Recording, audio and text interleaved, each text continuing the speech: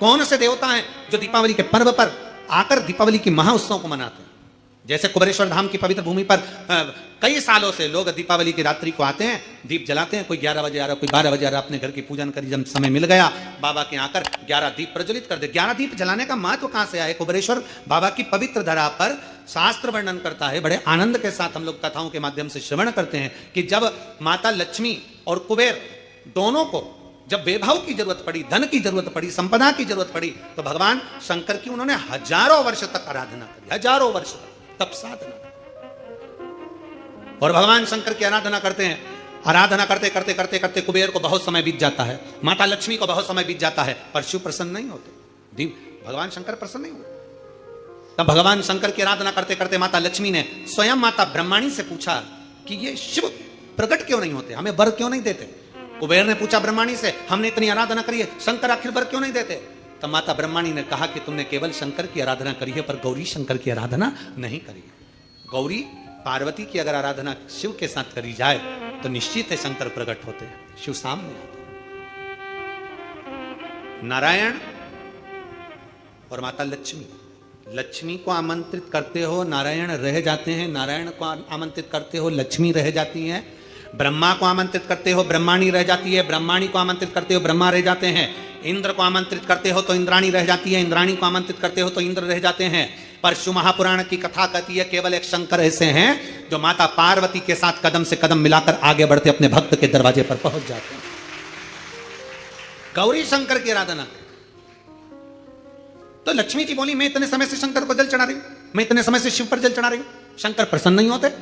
भगवान माता ब्रह्माणी ने कहा शंकर को जल चढ़ाकर अगर हाथ की इन मुद्राओं को, हाथ की अंजलि को, हाथ को अगर थोड़ा सा भी आप जलाधारी पर स्पर्श कर देते हो तो वो जल पार्वती और शिव दोनों को समर्पित होकर पार्वती जी उसको स्वीकार कर लेती है कि इसने मुझे भी जल चढ़ाया है। केवल स्पर्श मात्र। जैसे ये शिवलिंग है, जैसे ये शिवलिंग है, ये जलाधारी है, इस जलाधारी का जो गोल भाग है, चौकोर भाग है जलाधारी का, उसका मात्र जल चढ़ाने के बाद स्पर्श मात्र कर लेने पर भी पार्वती और शिव की आराधना का पूरा फल हमें प्राप्त हो जाता है। प्रदोष काल में एक बड़ी सुंदर बात आती है। प्रदोष काल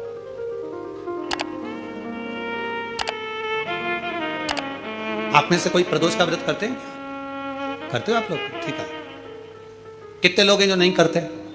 हाथ उठा लो। ठीक है, नहीं करते ना, कोई बात नहीं, रख लो, रख लीजिए। 26 प्रदोष का, 24 तो 12 महीने की और अधिक मास की 2, 26 प्रदोष का फल, 26 प्रदोष का फल एक क्षण में प्राप्त हो जाता है, एक क्षण में। कब? कहा जिस दिन प्रदोष का दिन हो, 26 प्रदोष में से कोई भी प्रदोष का दिन हो और प्रदोष काल में आप अपने घर से जल और एक हाथ में घी का भरा हुआ दीप लेकर जिस दिन शंकर के मंदिर में जाते हो, शंकर को जल चढ़ाकर हाथ का स्पर्श जलाधारी पर कर कर शिव मंदिर में दीप प्रज्वलित कर देते हो, 26 प्रदोष का पुण्य फल उसी क्षण प्राप्त होता है। 26 प्रदोष का फल एक ही दिन में, एक ही क्षण में प्राप्त हो जाता है। 26 प्रदोष।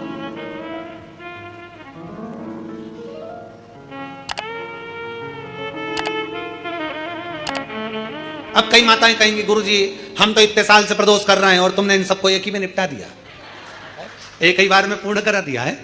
हम इतने साल से कर रहे हैं, वो क्या? देखो तुम सब व्रत कर रहे हो ना, तो ये आजकल की जो नवयुवक पीढ़ी है ये हो सकता है व्रत कर पाए ना कर पाए। आजकल की जो नवयुवक पीढ़ी है, बहुएं हैं, बेटियां हैं, नौकरी में सर्विस में लगी रहती हैं, दिन भर उनको मानसिक टेंशन भी बना रहता है, घर परिवार सब देखना करना, ये करना वो करना, तो हो सकता है इनका प्रदोष व्रत नहीं हो पाए। तो पर ये भूल से भी प्रदोष के दिन, किसी भी प्रदोष में अगर शंकर के मंदिर में घर से जाते समय जल और एक घी से भरा हुआ माटी का दीपक बाती लगा हुआ लेकर चलेगा और शिव को जल चढ़ाकर पार्वती के स्पर्श कर कर दीप प्रज्वलन कर दें, बाबा को विनय कर दें, पूरी 26 प्रदोष का फल प्राप्त हो जाता है। उन बैठो, उन बैठो, नहीं है। शिव तत्व की प्राप्ति, भगवान शंकर की प्राप्ति और शिव महापुराण का बड़ा सुंदर संवाद करा। विष्णु दास भगवान शंकर के मंदिर में झाड़ू लगाना, पोछा लगाना, भगवान शंकर के मंदिर में सेवा करना, नारायण के मंदिर में गए तो नारायण के मंदिर में सेवा करना। सनातन धर्म हमें सिखाता है हम देवताओं को ना तोड़ें, ये हमारा सनातन धर्म सिखाता है। हम देवताओं से दूर ना हो, ये हमारा सनातन धर्म सिखाता है। कई लोग कहते हैं हम कृष्ण वाले हम यहां नहीं जाएंगे, कोई कहता हम शंकर वाले हम राम के मंदिर नहीं जाएंगे, कोई कहता हम राम वाले हम नारायण के मंदिर। नहीं, ऐसा नहीं है। हमारा सनातन धर्म कहता है शिव की पंचायत में 5 देव हैं, इसलिए सनातन धर्म में सब देवताओं को प्रथम कहा गया है, सबको प्रणाम किया गया, सबको नमन किया। कभी भी किसी भी देवता को नीचे नहीं दिखाया गया कि राम बड़े कि कृष्ण बड़े कि शंकर बड़े कि ये बड़े कि वो बड़े। किसी पुराण में विष्णु पुराण पढ़ोगे उसमें भगवान विष्णु को प्रथम कह दिया गया। वेद व्यास जी ने शिव महापुराण में शंकर को प्रथम कह दिया गया। राम कथा सुनोगे तो राम जी की प्रथमता कही गई, कृष्ण कथा सुनोगे तो कृष्ण की प्रथमता कही गई, देवी भागवत सुनोगे तो देवी की प्रथमता कही गई। प्रत्येक पुराण में देवता की प्रधानता कही गई। कई लोगों के मन में संशय हो जाता है कि जिसने पुराण लिखा उनको सब चीज सोच लेना थी, कम से कम एक को प्रथम कर देना था, बाकी कोई दूसरा तीसरा चौथा कर देना था। पर जिसने पुराण की रचना करी उसकी चित्तवृत्ति में कोई ऊपर कोई नीचे नहीं था, इसलिए उनको वेद व्यास जी कहते हैं उन्होंने सब देवताओं को सम कहा है, सब देवताओं को समता है, उनके अंदर भेद नहीं है।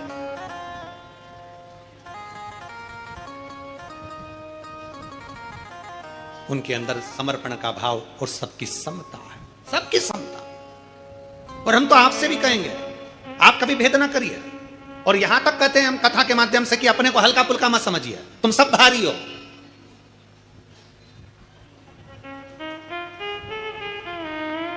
जो चीज हल्की होती है ना वो छूट जाती है, जो भारी होती है वो छूटती नहीं है। भारी से मतलब महंगी, सस्ती छूटती है, महंगी नहीं। 3 लाख की घड़ी हाथ में पहन लो,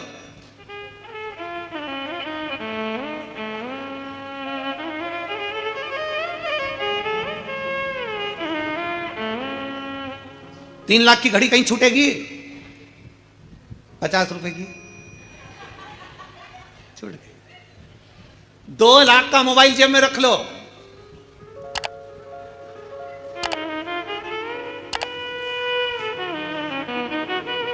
और अगर वो रुद्राक्ष उत्सव में जब आते हो और घर के लोग कहते हैं मम्मी मोबाइल ले जा, और मम्मी कहती है कीपैड ला दे। कोई इतना बड़ा जो होता है, इतना छोटा सा है, छोटा सा, उसमें ना तो ये कुछ भी फालतू फालतू चीजें जो चलती है, व्हाट्सएप कुछ नहीं चले, बस इतना सा। हाँ, कहाँ पहुंच गई? कुबेरेश्वर धाम कब आएगी? बस वो इतना सा। और वो मान लो वो वाला लेके आती, बड़ा वाला 1.5-2 लाख का, कहीं छूटता नहीं। पर वो छोटा सा था, नहाने गई छूट गया तो कोई बात नहीं, महंगा नहीं छूटना चाहिए। मोबाइल की कीमत है तो मोबाइल नहीं छूटता, घड़ी की कीमत है तो घड़ी नहीं छूटती, चेन की कीमत है तो चेन नहीं छूटती। उसी तरह संसार में जन्म लिया है, अपने आप को हल्का मत समझो, सस्ता मत समझो। मेरे भोलेनाथ ने तुमको कीमती बनाकर भेजा है तो तुम्हारी भी कीमत है, तुम्हारी भी कीमत है। अपने आप को हल्का मत समझो। कभी भी किसी से बात करना तो समझ के करना, हल्का फुल्का मत समझना। अपने आप को जब हम हल्का समझने लगते हैं, भैया हमारी बड़ी बहन के यहाँ खूब दौलत है, हमारे मामा जी के, हमारे काका जी के, हमारी बुआ जी के, हमारे फूफा जी के, हमारे उनके यहाँ खूब अच्छा, खूब भगवान का वैभव है, उनके यहाँ खूब धन है, उनके यहाँ खूब, उनके यहाँ तो खूब प्रेम से खाना खाते, खूब सारा माल डाला था, खूब हम उनको सेठ समझ रहे हैं, अपने आप को भिखारी समझ रहे हैं। बल्कि जिसके यहाँ जाओ, अगर घर में अचार रोटी भी खाओ तो सामने जाकर बताना मेरे भोले बाबा की कृपा से भूखा नहीं सोता, खूब भर कर देता। तुम्हारे घर का धन तुम्हारे घर में, तुम कौन सा हमको दे रहे हो? इसलिए हमारे घर का धन हमारे घर में हमारे को दे रहा है बाबा, 2 रोटी चैन से खिला रहा है, प्रेम से खिला रहा है, आनंद में खिला रहा है, वो बड़ा सुख है हमारी जिंदगी में। अपने को हल्का मत समझो, अपने को सस्ता मत समझो। कई बेटियां कह देती हैं, कई माताएं अपनी घर में आकर अपनी बेटी के सामने कई माता कह देती है, तेरे भाई के लिए लड़की देख के आई, तेरे भाई के लिए लड़की देख के आई, इतनी सुंदर, इतनी सुंदर, इतनी सुंदर, तेरे भाई के लिए लड़की देखने गई थी, इतनी सुंदर। अब लड़की मन में सोच रही, उसकी ननन जिससे शादी होने वाली हो, अब लड़की मन में सोच रही, बताओ अभी से भाभी के गुणगान गा रही है तो ननन के मन में आगे आंध जगदम्बा, इतनी सुंदर ना, बहू का गुणगान गाओ। घर आकर अगर किसी को बताओ, किसी रिश्तेदार को बताओ बहू सुंदर है, ये नहीं बल्कि ये गुणगान गाओ कि मेरी बहू संस्कारित है, सम्मान करने वाली है, आदर करने वाली है, संस्कारित है, तो मेरे घर की बेटियां जब सुने कि बहू संस्कारित है तो घर की बेटियां भी सोचे कि अब मुझे भी अपने ससुराल में जाकर सम्मान संस्कार धारण कर कर जाना है, आदर कर। अब तुमने गुणगान गाया, इतनी सुंदर बहू उसकी है कमला, तेरी बहू क्या सुंदर क्या सुंदर क्या सुंदर। अब मालूम पड़े कमला की बहू थी तो सुंदर, पर सवेरे से लेकर शाम तक, अभी वो एक कैसी रील हमको वो दिखा रहे थे, आकाश दिखा रहा था, तो वो बता रहा था एक पार्लर में एक जीजी तैयार होने गई और तैयार होने के बाद बोली कितनी सुंदर लग रही, और मलते सी पूरा आंख काला काला हो गया, सुंदर। तो कहे ना एक महिला एक डॉक्टर साहब के पास गई, डॉक्टर साहब डॉक्टर साहब डॉक्टर साहब बोले क्या है, इनको नींद नहीं आ रही है। डॉक्टर साहब ने उसके पति से पूछा तुम्हें नींद नहीं आ रही? नहीं। लो, डॉक्टर साहब ने उसकी पत्नी को बुलाकर कहा ये गोली एक रात्रि को और एक सुबह दे दिया करो, ये गोली लेकर जाओ और रात्रि और सुबह ये गोली ले लो। पति आया दौड़कर, पति ने कहा डॉक्टर साहब ये गोली पानी से लूं कि दूध से लूं, ये गोली मैं कैसे खाऊं? पत्नी ने पूछा हाँ डॉक्टर साहब मैं तो पूछना भूल गई, ये गोली इनको दूध से खिलाऊं कि पानी से खिलाऊं? डॉक्टर बोले ये गोली तुम्हारे पति को नहीं खिलाना। पत्नी ने पूछा फिर? डॉक्टर बोले ये गोली तुमको खाना है, अगर तुम सो गई तो पति को भी नींद अच्छे से आ जाए। तेरे चक्कर में रात भर जागता है, टेंशन में, जरा जरा सी देर में विवाद विवाद, कई डिप्रेशन में पहुंच गए, कई डिप्रेशन में पहुंच गए। कई माताएं कहती पति डिप्रेशन में पहुंच गए, हमसे कहते हैं पहुंचा नहीं पहुंचा दिया। पहुंच, प्रयास करो जितना अच्छा दे सकते हो, जितने अच्छे से बोल सकते हो।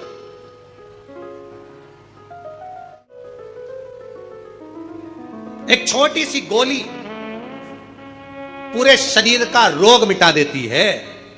एक छोटी सी गोली, गोली कितनी बड़ी होती है जो तुम लोग खाते हो, कभी कभी दवाई में गोली में खा लेते हो, पूरे शरीर में कष्ट है, दर्द है, अरे गुरुजी हाथ दुख रहा, पांव दुख रहा, घुटना दुख रहा, सिर दुख रहा, सारी गोली का एक गोली तुमने खा ली। कोई सी गोली होती है, एक गोली इतनी सी, कितनी बड़ी गोली होगी? इतनी बड़ी होती है क्या? नहीं, गोली कितनी सी? इतनी सी। एक छोटी सी गोली तुम्हारे पूरे शरीर का रोग मिटा देती है, तो एक छोटी सी मीठी बोली तुम्हारे दिल का भी रोग मिटा देती है। छोटी सी मीठी बोली, छोटी सी गोली जब शरीर का रोग मिटा देती है, तो छोटी सी मीठी बोली, केवल प्रेम की बोली बोलिए, हृदय का रोग, हृदय का दुख, हृदय की तकलीफें समाप्त हो। मीठा और जितना मीठा बोलोगे उतना सुख का अनुभव। वो एक कीर्तन में कहते हैं ना,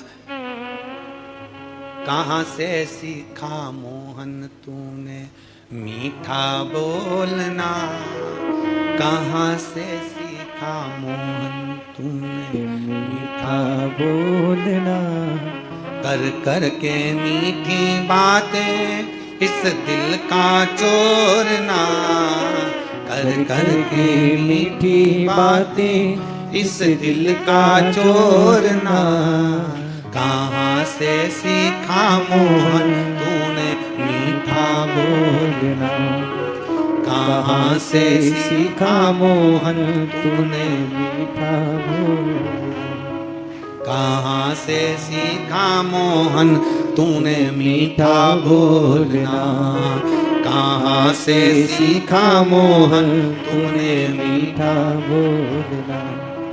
बागा है तेरा लाख का पटुका अमोलना, बागा है तेरा लाख का पटुका अमोलना, कहां से सीखा मोहन तूने मीठा बोलना, कहां से सीखा मोहन तूने मीठा बोलना। छोटी सी गोली शरीर के रोग समाप्त कर देती है, तो छोटी सी मीठी बोली हमारे हृदय के दुख को भी समाप्त कर देती। क्या चाहिए किसी को?